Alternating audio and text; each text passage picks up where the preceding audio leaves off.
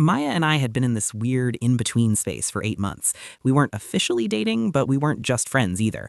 We'd met through mutual friends at a concert and instantly connected over our shared love of indie music and obscure coffee shops.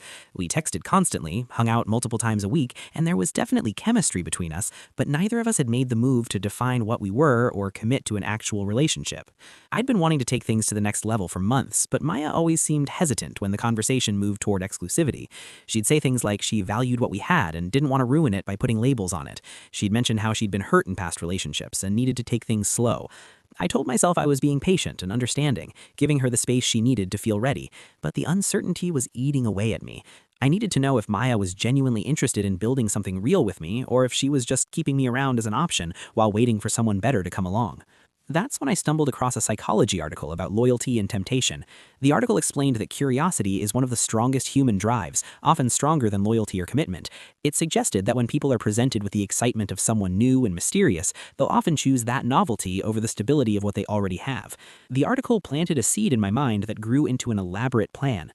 What if I created a fake secret admirer for Maya and saw how she responded? If she was truly invested in what we had, she'd reject the attention and maybe even tell me about it. But if she was just keeping me as a backup option, she'd engage with the mystery person and I'd have my answer about where I really stood.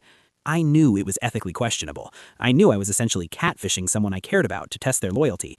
But the uncertainty of our situation had become unbearable, and I convinced myself that knowing the truth was worth bending some moral rules. I told myself I wasn't trying to hurt Maya, I was just conducting an experiment to get clarity about our relationship. I created a fake Instagram account under the name Jordan Blake, using stock photos of an attractive person that reverse image search confirmed weren't connected to any real social media profiles. I built out the account carefully over 2 weeks, adding posts about traveling and photography and books, creating a believable persona of someone interesting and cultured. I made sure Jordan's interests aligned perfectly with Maya's, someone who seemed like her ideal match on paper. The rules of my experiment were simple. I'd send Maya anonymous messages and gifts from Jordan, gradually increasing the intensity and intimacy. I'd monitor how quickly she responded, whether she seemed excited or guilty, and most importantly, whether she mentioned any of this to me.